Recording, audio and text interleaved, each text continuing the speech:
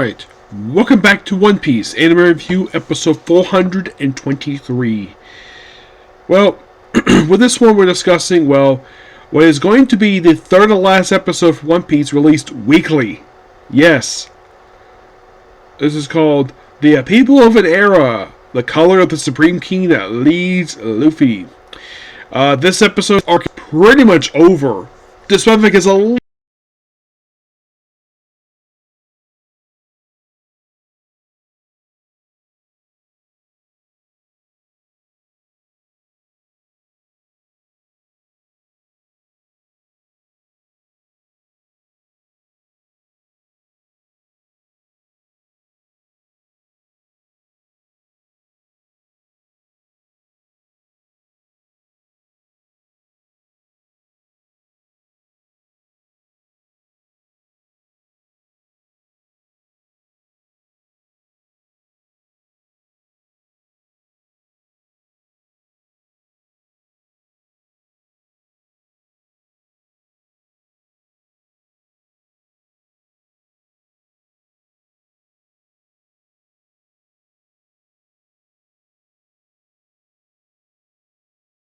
bit left.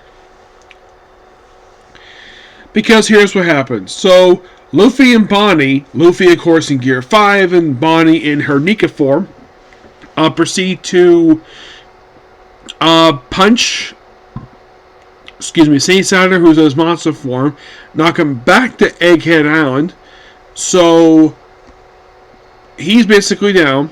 So, two of the other elders try to go after the Straw Hats, and the one with the sword tries to go after the Straw Hats in the air. They'll eventually get in the water. And then Emmett, the robot, who briefly talks to Luffy in this episode. He thought he was Joy Boy. He's not actually. He just looks like him. And of course, he feels nostalgic about the rhythm. And that's what woke him up. He does ask his name. He asks him, Monkey D. Luffy, the man king of the pirates. He's like, of course, not going to be king per se. And then he proceeds to push one of the handles on his chest, pulls this little button to reveal he has the color of the Supreme King Haki, which knocks out everybody. York gets knocked out. The three elders, my Saint Saturn, get teleported back to Mary's Wall. Basically, only 4 of the 5 elders went down, and one of them did not. So Emu basically is basically just going in hysterics over this Supreme King Haki, which is very powerful. And the Straw Hats land in the water. Their ass is okay, obviously. Doll, we see her get knocked out, still in the Chow form. I'm hoping somebody gives her basically a coat to wear, because when she went in her Chow form, her pants came off. Yes. I'm sure that the guy's probably very sensible about it, per se, and I'm sure, well, in the case of Bluegrass, well, she's short, basically, so it's not really affected very much, but it's going to affect Doll, because when she was transformed into the child by Bonnie, her pants came off. Yeah, so I'm hoping someone gives her something to wear, because otherwise she's going to be half naked. Yeah. So, everybody out, of course, and we do get a chance to brief cameos here by Iceberg, some people who work for him. We see the Fisherman Island. We see Vivi.